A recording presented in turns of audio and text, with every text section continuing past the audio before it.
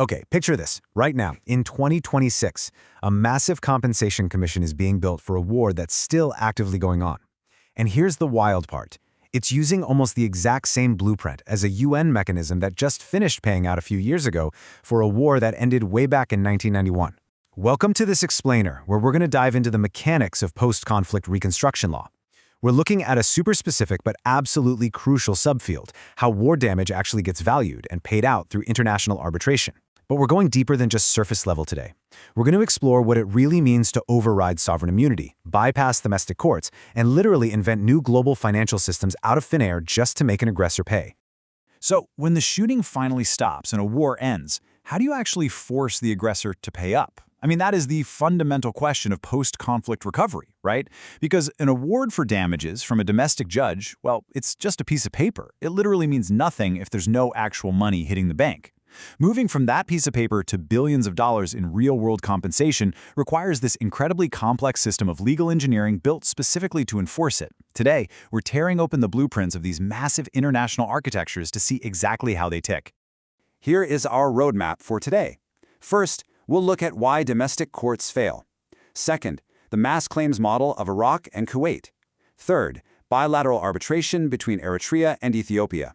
Fourth, Ukraine's unfolding mechanism. And finally, number 5, the unresolved funding question. All right, let's jump straight into Section 1, why domestic courts fail and the structural impasse they hit. To understand why these giant international commissions even exist, we first need to look at the massive structural breakdown that happens the second a conflict ends. Normally, you'd go to a domestic court to figure out who owes what, but after a war, that system totally breaks down.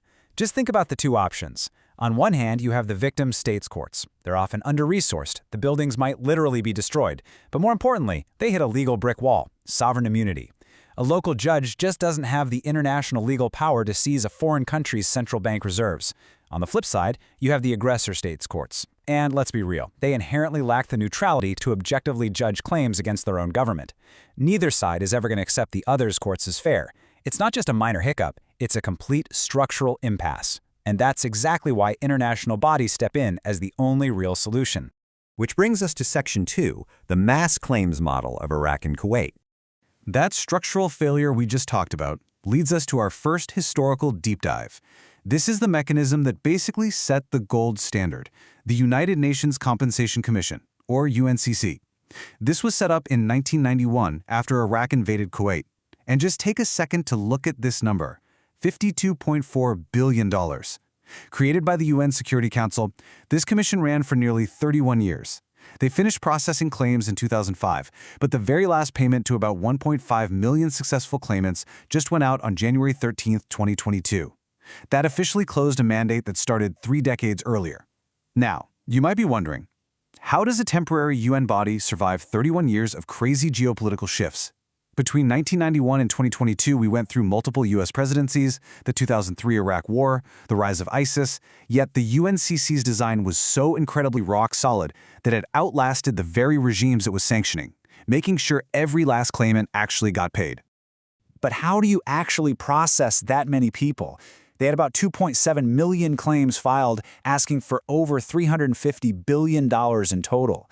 You obviously can't hold 2.7 million individual trials with a judge and jury. The whole system would just collapse under its own weight. So 19 panels of independent commissioners use this absolutely brilliant mass claims model. For the smaller, simpler claims, like, say, thousands of people forced to flee across a border with nothing but the clothes on their backs, they didn't interview everyone one by one. Instead, they used statistical sampling and computer record matching.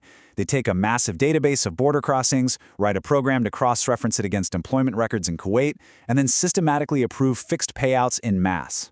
They save the intense, painstaking individual legal reviews exclusively for the biggest, most complicated corporate or state claims. It's a really elegant solution to a logistical nightmare. Now, as we said, an award is useless without the actual cash to back it up. And here is the real game changer for the UNCC. Instead of waiting around for the aggressor state to voluntarily write checks, because let's face it, they almost never do, the commission was funded by a mandatory percentage levy on Iraq's oil exports. At first, it was a hefty 30% levy. This meant the compensation money flowed automatically straight from the aggressor's resource revenue, completely bypassing any need for them to willingly comply. But here's an interesting detail. That levy was later dynamically dropped all the way down to 3%. Why? Because the architects running this realized that taxing 30% of Iraq's main export was completely suffocating the country's own post-war recovery.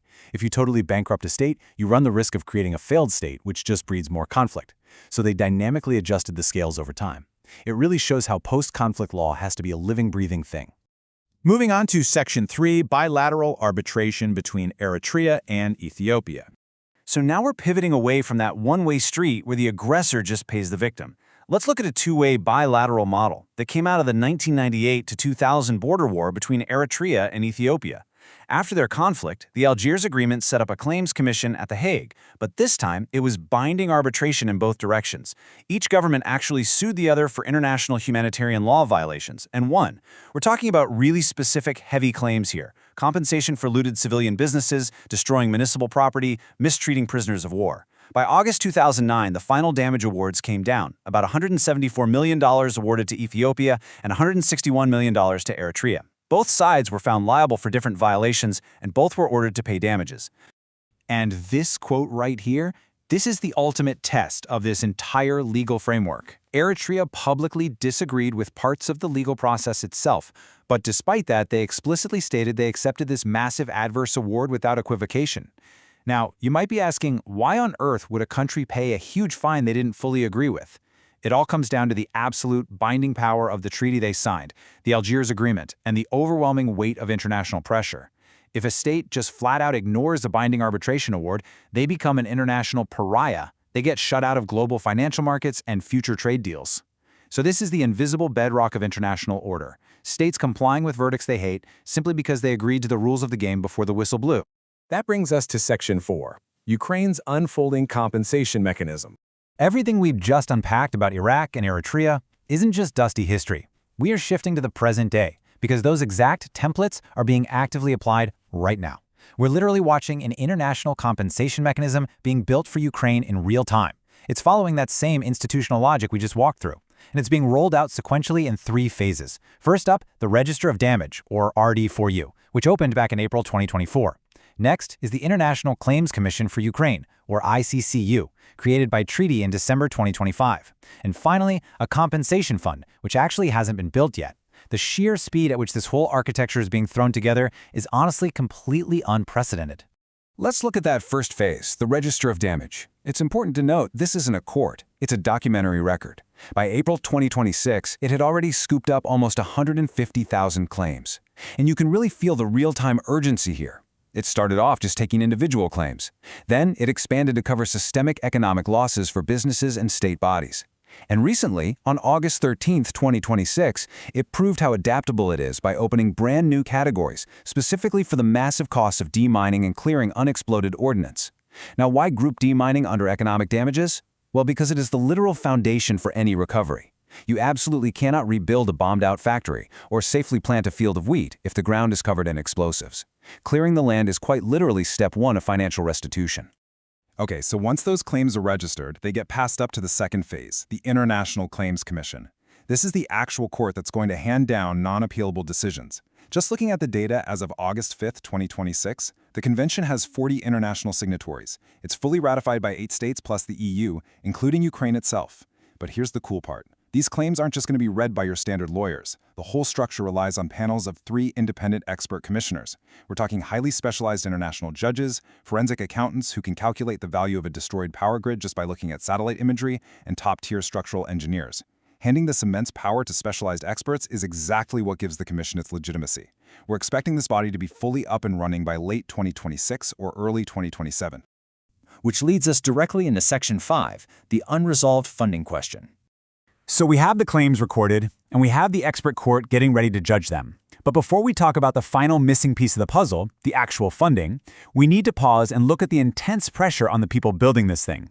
An international arbitrator working in a war zone context is doing a totally different job than a regular commercial arbitrator settling a standard corporate dispute. They have to blend mass claims adjudication with large-scale institutional design.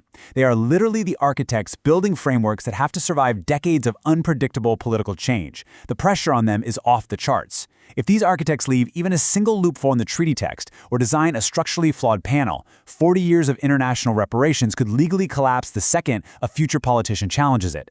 And the stakes for these institutional architects when it comes to Ukraine, they literally could not be higher. Remember that huge $52.4 billion final payout from the Iraq and Kuwait conflict? Well, for Ukraine, the estimates for reconstruction and recovery needs are currently sitting at roughly $600 billion. That is more than 10 times the size of the largest mass claims mechanism in human history. That sheer mind-boggling volume of money really hits home why having a beautifully designed legal commission just isn't going to cut it on its own. Which brings us to our final thought. Unlike Iraq's oil export levy, there is currently no agreed-upon source of money to actually pay the awards the Ukraine Commission is going to issue. It is a totally unresolved, hotly negotiated space right now, because again, a legally sound award means absolutely nothing without a credible way to pay it. So where does $600 billion actually come from? Well, the fiercest legal debate happening in the world right now is all about frozen central bank assets. Do international coalitions have the legal right to outright seize the principal billions in sovereign reserves? Doing that risks totally shattering global trust in the international banking system. Or can they only legally siphon off the interest that those frozen assets generate over time? That specific, tricky legal nuance is literally the bleeding edge of international law today. As of right now, the legal architecture is built, the claims are rolling in, but the vault remains empty. It's a fascinating problem, and it's one we are all going to have to keep a very close eye on as it unfolds. Thanks for exploring this explainer with me today.